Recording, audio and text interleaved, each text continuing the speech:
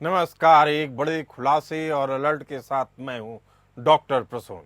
भारतीय उपमहाद्वीप में लगातार हो रही तख्तापलट की घटनाएं आपको भले से चौंका रही हैं, लेकिन अब एक और नए देश का नंबर आ चुका है।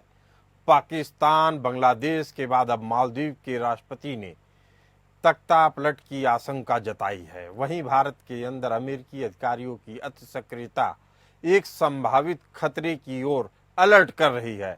आपको बता दें कि अमेरिकी दूतावास के अधिकारियों ने घाटी में चुनाव से तुरंत पहले कश्मीरी नेताओं से मुलाकात की है। मुलाकात नेशनल कॉन्फ्रेंस के नेता उमर अब्दुल्ला से उनके घर पर हुई। लेकिन सबसे पहले जानते हैं कि आखिर मालदीव में चल क्या रहा है और वहां की घटनाएं किस तरीके से भारत को एक अलर्ट दे रही हैं और वहां के राष्ट्रपति किस पर आरोप लगा रहे हैं। तो बता दें आपको कि मालदीव में राष्ट्रपति मोइज्जू ने विपक्ष पर उनके वित्तीय तख्तापलट की कोशिश का आरोप लगाया है। मालदीव के राष्ट्रपति ने कहा है कि उनकी सरकार को गिराने की साजिश के पीछे जो भी लोग हैं उन पर कानूनी कार्रवाई की जाएगी। दरअसल रविवार को बैंक ऑफ मालदीव ने डेबिट और क्रेडिट कार्ड के लिए विदेशी मुद्रा में लेन देन बंद कर दिया। बैंक ने गोल्ड क्रेडिट कार्ड की सीमा को भी घटाकर 100 अमेरिकी डॉलर कर दिया। इस फैसले से देश में महंगाई और आर्थिक अस्थिरता का संकट पैदा हो गया। मोइज्जू सरकार को जब फैसले का पता चला तो उन्होंने तुरंत इसे वापस लिया। अब मोइज्जू इसे ही तख्तापलट की कोशिश बता रहे हैं। आपको बता दें कि BML एक सरकारी बैंक है और इसमें सरकारी हिस्सेदारी तकरीबन 62% है। मोइज्जू ने कहा कि जो लोग सवाल पूछ रहे हैं कि आखिर एक सरकारी बैंक आखिर ऐसा फैसला कैसे ले लिया, तो उन लोगों को पता ही नहीं है कि BML के डायरेक्टर बोर्ड में सरकार का बहुमत नहीं है। 9 में से 4 डायरेक्टर सरकारी हैं, बाकी 5 डायरेक्टर्स को सरकार ने नियुक्त नहीं किया। इसी बीच मालदीव के अखबार आजादू ने दावा किया कि BML बोर्ड में से 9 में से करीब 6 डायरेक्टर को सरकार ही लेकर आई है। मई में ही उन्हें नियुक्त किया गया है। अखबार ने सूत्रों के हवाले से यह भी बताया कि देश का विदेशी मुद्रा भंडार लगभग खत्म हो गया है। मालदीव के अखबार द एडिशन के मुताबिक मुख्य विपक्षी दल मालदीवियन डेमोक्रेटिक पार्टी के अध्यक्ष फयाज इस्माइल ने मोइज्जू के दावे को हास्यास्पद बताया। MDP के अध्यक्ष फयाज इस्माइल ने कहा कि समस्या पार्टी के भीतर है। मोइज्जू की सरकार का तख्तापलट बाहर से नहीं बल्कि पार्टी के भीतर से होगा। हम आने वाले दिनों में ऐसा होते देखेंगे। मालदीव के राष्ट्रपति की आशंका बिना वजह नहीं है। चीन के साथ अति निकटता राष्ट्रपति मोइज्जू को अमेरिका की आंख में किरकिरी की तरह देखा जा रहा है। हालांकि अमेरिका की भूमिका को लेकर इस तरह की कयासबाजी से भारतीय चुनाव में भी हस्तक्षेप के आरोप लगते रहे हैं और माना जाता है कि अमेरिका कहीं न कहीं शरारतपूर्ण हरकतें करता रहता है। भारत में अमेरिकी दूतावास के सीनियर अधिकारियों ने 26 अगस्त को कश्मीरी नेताओं से मुलाकात की। दूतावास के अधिकारी नेपाल कॉन्फ्रेंस के उपाध्यक्ष उमर अब्दुल्ला के उनके घर गुप्तार पे मिलने गए। श्रीनगर में यह मुलाकात उमर अब्दुल्ला के घर गुप्कार में हुई। कश्मीरी नेताओं से मिलने वाले अधिकारियों में अमेरिकी दूतावास में राजनीतिक मामलों के minister counsellor Graham Mayer, first secretary Gerry Applegarth और राजनीतिक काउंसलर अभिराम घड़याल पाटिल शामिल हैं। ग्राहम मेयर इससे पहले भी 2023 में कश्मीर का दौरा कर चुके हैं। इस दौरान जम्मू कश्मीर के राज्यपाल मनोज सिन्हा से भी उन्होंने मुलाकात की। मुलाकात के दौरान श्रीनगर से नेशनल कॉन्फ्रेंस के सांसद रूहुल्लाह मेहदी भी हैं, जो श्रीनगर से चुने गए हैं। इसी महीने 12 अगस्त को हैदराबाद में अमेरिकी काउंसलेट की काउंसिल जनरल जेनिफर लॉर्सन ने AIMIM के चीफ असदुद्दीन ओवैसी से मुलाकात की। काउंसिल जनरल जेनिफर लॉर्सन ने मुलाकात की तस्वीर भी सोशल मीडिया प्लेटफॉर्म X पर पोस्ट की। मुलाकात के दौरान दोनों लोगों ने दावा किया कि अलग अलग मुद्दों पर बातचीत हुई। जेनिफर ने मुलाकात के लिए ओवैसी को धन्यवाद दिया। 2019 में धारा 370 हटाने के बाद पहली बार घाटी में चुनाव होने जा रहे हैं। धारा 370 हटाने के साथ ही कश्मीर को दो हिस्सों जम्मू कश्मीर और लद्दाख में बांटकर केंद्र शासित प्रदेश बना दिया गया था। जम्मू कश्मीर में 18 सितंबर, 25 सितंबर और 1 अक्टूबर को 3 फेज में वोटिंग होनी है।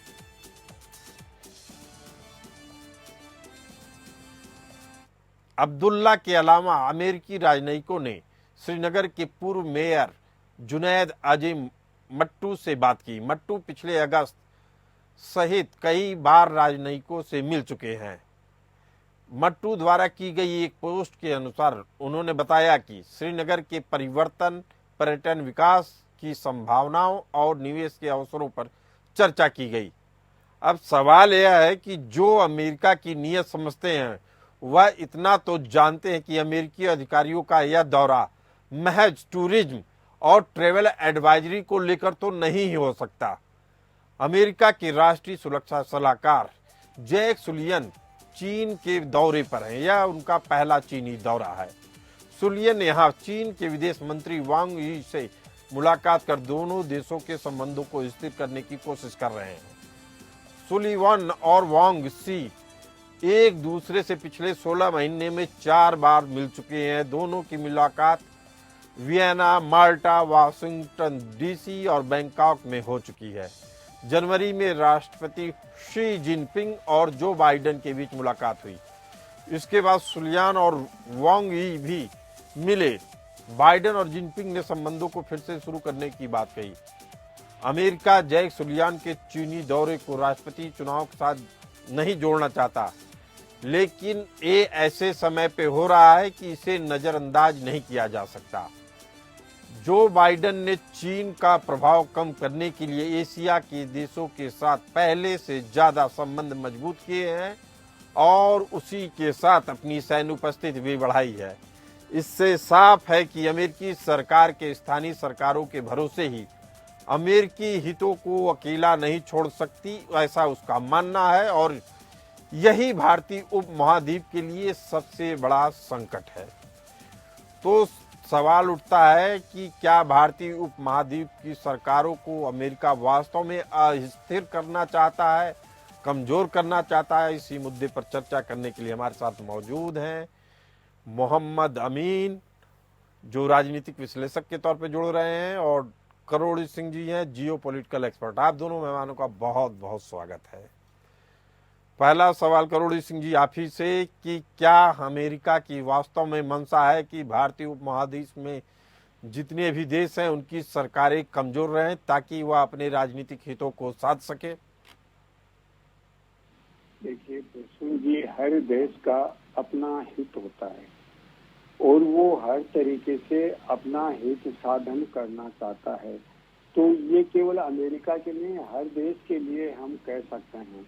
अमेरिका शक्तिशाली पावर है बहुत औरों की तुलना में, इसलिए अमेरिका अगर कहीं अपना प्रयास करता है तो उस पर आशंकाएं बढ़ जाती हैं। और जब अमेरिकन एम्बेसी के लोग कश्मीर अभी चुनाव के वक्त गए हैं तो भारतीय नागरिकों ने बड़ी आशंका व्यक्त की है। मैं एक्स पे देख रहा था तो ज्यादातर नागरिकों के जो कमेंट हैं वो आतंकित हैं कि कहीं उनका कोई एक गलत इरादा तो नहीं है, उन्होंने मुलाकात की है।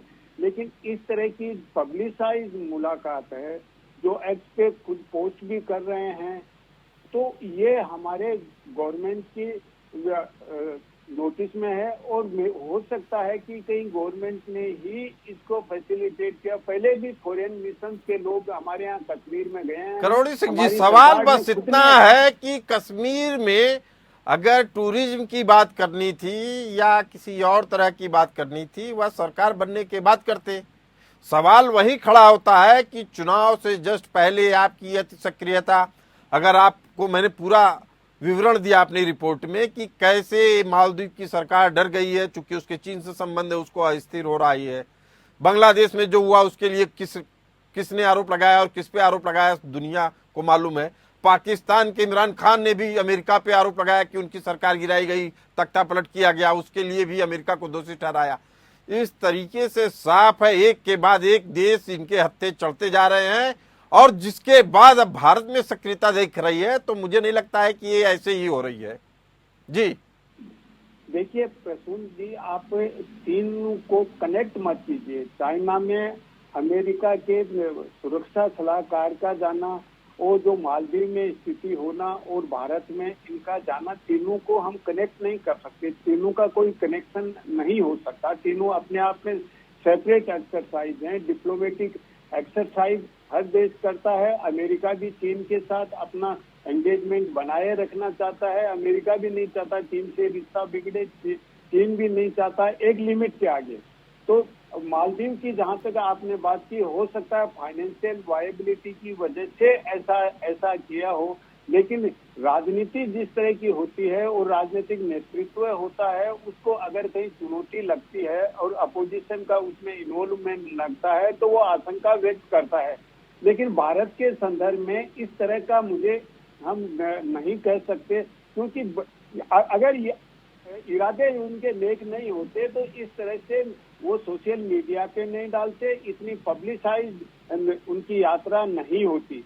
लेकिन कश्मीर गए हैं, हो सकता है वो स्थिति का जायजा लेने हो, या भारत की सरकार ने ही फैसिलिटेट किया हो कि भाई कश्मीर के बारे में उल्टी सीधी बातें कह रही हैं, कही जा रही हैं कि कश्मीर में आतंकवादी गतिविधियां आजकल बढ़ रही हैं, तो वहाँ की जो पीसफुल स्थिति है वो दिखाने के लिए ही हुआ हो।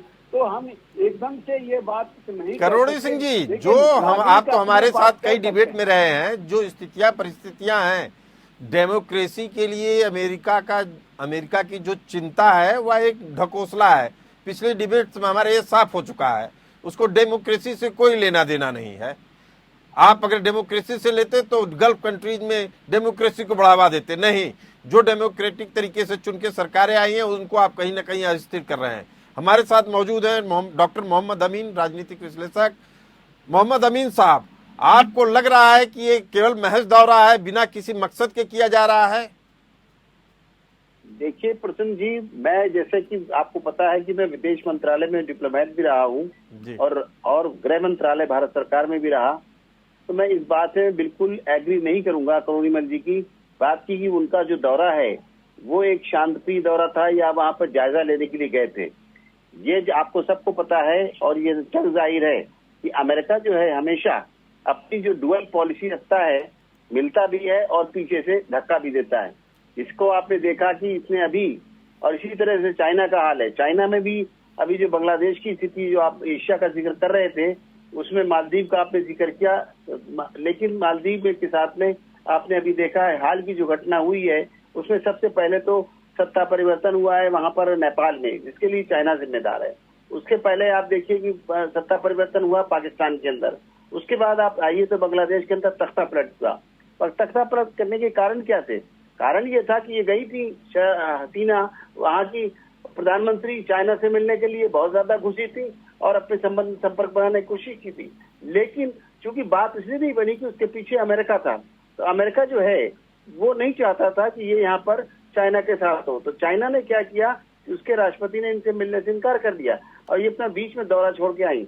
जैसे ही दौरा छोड़ के आई हैं, यहाँ पर अवस्थिति हो गया देश के अंदर और अनरेस्ट हो गया, जिसकी वजह से स्टूडेंट पॉलिटिक्स और उसमें रिजर्वेशन का मुद्दा उठाया गया। उसी के साथ में देश में हाहाकार मच गया। पोजीशन ये हुई कि इन्हीं के रिश्तेदार अगर नहीं होते सेनाध्यक्ष, जिन्होंने इनको 45 मिनट का समय दिया कि देश छोड़ के चली जाएं, प्लस साथ में अपना चार्टर हेलीकॉप्टर भी दिया, जिसकी वजह से और हमारे भारत ने उनकी सहायता की, उनको अपने यहाँ रुकने की और आने की परमिशन दे दी, तो वो अपनी जान बचा पाई। अदरवाइज जहाँ तक सवाल है हसीना के फादर का, शेख साहब और पूरा परिवार वहां पर मार दिया गया था, जबकि जो दो बहनें जर्मनी में थी।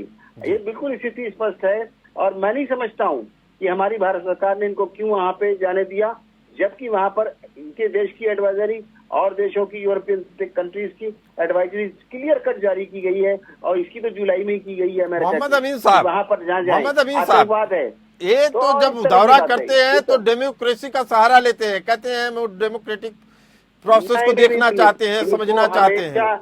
नहीं, कुछ भी करें, इनको हमेशा विदेश मंत्रालय और गृह मंत्रालय से परमिशन लेनी होती है और ये डिप्लोमेट है। अगर दिल्ली छोड़ेंगे तो बता के जाएंगे, लेकिन मुझे नहीं पता कि बताया गया कि नहीं बताया गया। लेकिन जो इन्होंने गुपकार में जाके अंदरूनी बातें की हैं, और इस बात को मामला ढकने के लिए उमर अब्दुल्ला ने ऊपर से ये कहा कि हमें जो है तो यहाँ पे टूरिज्म की बात है। अरे अभी आप मिनिस्टर बने नहीं है, वहाँ सत्ता में नहीं है, सत्ता से बाहर हैं, उसके बावजूद आप कहते हैं कि यहाँ पे टूरिज्म की बढ़ाई के लिए।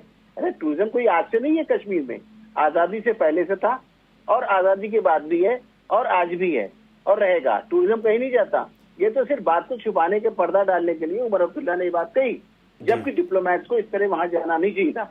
अगर कोई डिप्लोमेट जाता है तो हमारा कोई प्रोटोकॉल का आदमी उनके बीच होना चाहिए। लेकिन मैं नहीं देखता हूँ कि जो उनका ट्वीट आया है, जो उनके वायरल हुआ है, उसमें कोई भी हमारा देश का प्रोटोकॉल अफसर नहीं था, विदेश मंत्रालय का या किसी तरह का वहां पे। अब क्या एजेंसियां कर रही थी मुझे नहीं पता है, लेकिन इनका जाना उचित नहीं था और न जाना चाहिए इस समय जब इलेक्शन हो जाए। क्यों? क्योंकि मैं इलेक्शन कमीशन में भी रहा हूँ। एक इंटरनेशनल ऑब्जर्वर होते हैं, वो आते हैं और हमेशा अलाउ किए जाते हैं, इलेक्शन के द्वारा भी और हमारे देश के द्वारा भी। हम लोग भी जाते हैं विदेशों में जब भी इलेक्शन होते हैं। डिस्प्यूटेड एरिया है, जैसे अफगानिस्तान में हमारे लोगों ने इलेक्शन कराया, श्रीलंका में हमारे लोगों ने गए ऑब्जर्वर होकर इलेक्शन कराया। लेकिन यहाँ पर स्थिति दूसरी है। ये गुपचुप इलेक्शन से पहले वहां मिलना, क्यों? इनको ये महसूस ही होता है कि वहां पर एनसी और कांग्रेस दोनों का समझौता होता है। डॉक्टर मोहम्मद अमीन साहब, एक तस्वीर और भी आई जिसमें दिखाया गया कि श्रीनगर से जो सांसद हैं मेहदी रुअल्लाह मेहदी, उनका परिचय करा रहे हैं उमर अब्दुल्ला साहब, और जबकि उनसे जो मेहदी के बारे में जो जानता है, जो सांसद हैं श्रीनगर के, उनके पहले से ताल्लुकात इनसे संवाद कायम हो चुके थे, ऐसी रिपोर्ट आ रही है। तो इसका मतलब टीवी के सामने कुछ, पर्दे के पीछे कुछ और। प्रसन्न जी, इनकी अमेरिकन की डुअल पॉलिसी रहती है हमेशा, और आप देखिएगा कि ये हमारे देश में कुछ न कुछ गतिविधियां कर रहे हैं। अभी आप देखिए इनका क्या औचित्य बनता है, उनके राष्ट्रपति बाइडेन का, जो कि अभी इलेक्शन की कैंपेन में है, वो हमारे प्रधानमंत्री से जबरदस्ती बात करना चाहते हैं कि रशिया में क्या बात हुई है, और यूक्रेन में गए तो उसमें क्या बात हुई या क्या बात करेंगे। मोहम्मद अमीन साहब, एक और खबर जो हमने अपनी रिपोर्ट में बताई है आपको, कि श्रीनगर के पूर्व मेयर जो अलगाववादी ताकतों से जिनके ऊपर आरोप लगते हैं कि मिले हुए हैं, पूर्व मेयर जुनैद अजीम मट्टू। अब सोचिए एक जिले का मेयर वो जाके मिल किससे रहा है, तमाम बड़े राजनयिकों से, तो इसके कुछ तो मायने होंगे। बिल्कुल, इनको फिलर है प्रसन्न जी, इनको फिलर है, और ये लोग मिले हुए लोग हैं। इनके ऊपर सरकार को कार्रवाई करनी चाहिए, निगाह रखनी चाहिए। आपको सबको पता है कि इससे पहले 370 जब लगा था, सारे नेता नजरबंद हो गए थे। इन नजरबंद नेताओं से अब जाके हमारे डिप्लोमेट को मिलना या डिप्लोमेट से हमारे नेताओं को मिलने का कोई औचित्य नहीं है। ये सरासर देश को अस्थिर करने की बात है। इन पर सख्त सरकारी कार्रवाई होनी चाहिए और ये पूछा जाना चाहिए कि अगर ये अनसेफ था कश्मीर, मैं आप बता रहा हूँ, अगर अनसेफ था कश्मीर, इन्होंने एडवाइजरी जारी की, तो क्या ये जो पॉलिटिकल इनके काउंसलर थे, पॉलिटिकल एडवाइजर थे एम्बेसी के, कंट्री के, वो हमारे देश की उस जगह पर क्यों गए जो वो अनसेफ थी? ये तो क्लियर कट है। नहीं, हमारा देश जो है, और उसमें साफ तौर से कश्मीर, उसका एडमिनिस्ट्रेशन फर्स्ट क्लास चल रहा है। हमारे देश के जो गवर्नर है वहाँ पूरा गवर्नर चल रहा है, लेकिन हमें अलर्ट रहना है। करोड़ी सिंह जी, हम अलर्ट कैसे हैं? आपको लग रहा है कि ये अभी भी कोई संदेश नहीं है इनके मुलाकातों का?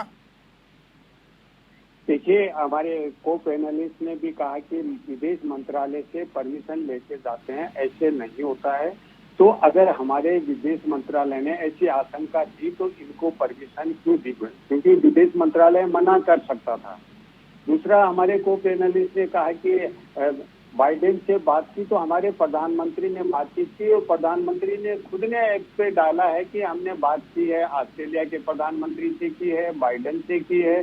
तो मेरे को लगता है कि एक दूसरे को इन्फॉर्म्ड रखना ये कैसी हो सकती है कि हमारे प्रधानमंत्री ने बातचीत की कि दोनों जगह जब ऑस्ट्रेलिया, रशिया और यूक्रेन जाके आए हैं, वहाँ क्राइसिस है, तो उनको संभावनाएं और वो शुरू किया हो बढ़ रहे हैं, इसलिए उन्होंने चाहा होगा कि हमको कॉन्फिडेंस मिले कि अमेरिका कहीं इंटरफेरेंस करना चाहता है कि भारत जैसे देश में, बांग्लादेश नहीं है भारत में मालदीव है, क्योंकि भारत में जिस तरह की मैच्योर डेमोक्रेसी है और जो डेमोक्रेसी समिट अमेरिका ऑर्गेनाइज करता है, भारत उसमें हमेशा पार्टिसिपेट करता है। करोड़ी सिंह जी, यही सबसे बड़ी सिंगापुर चिंता के है। देशों को नहीं बुलाता करोड़ी है सिंह जी, यही सबसे बड़ी चिंता है। नोम चॉम्स्की अमेरिका के पुराने आइडियोलॉजिस्ट हैं, वो कहते हैं कि अमेरिका से उन देशों को ज्यादा सतर्क रहना चाहिए जिनसे उसकी दोस्ती है। दुश्मनी करने वाले तो अलर्ट हैं, दोस्ती अगर आप कर रहे हैं तो ज्यादा सतर्क रहना चाहिए। और उनकी बात पूरी तरीके से पाकिस्तान पे लागू होती है। आज देखिए पाकिस्तान कहाँ है। ये आप बिल्कुल सही कह रहे हैं, सतर्क रहना चाहिए भारत को। और निश्चित रूप से हमारा विदेश मंत्रालय और गृह मंत्रालय इतने डल नहीं होंगे कि वो सतर्क नहीं है। तो भारत सतर्क है, ऐसा नहीं है कि सतर्क नहीं है, लेकिन उसके जाने का अर्थ जिस तरीके से पब्लिसाइज कर रही है उसमें मुझे इंटेंशन ज्यादा खराब इसलिए नहीं लग रहे हैं, क्योंकि अगर उनके इंटेंशन खराब होते तो इस तरह से पब्लिसाइज नहीं किया जाता। लेकिन जो निष्कर्ष निकाला है, उन्होंने कहा है टूरिज्म के लिए आए थे। ये एक बड़ा अलर्ट है, चीजों को छुपाया जा रहा है जनता से। अब सरकार इस चीज को लेके कितनी अलर्ट है, हमारे शो के जरिए कितनी अलर्ट होगी, ये देखने वाली बात होगी। लेकिन इस चर्चा में आप दोनों मेहमान जुड़े, आप दोनों का बहुत बहुत धन्यवाद। फिलहाल इस चर्चा में इतना ही, हमें दीजिए इजाजत। चलते रहिए एपीएन न्यूज के साथ।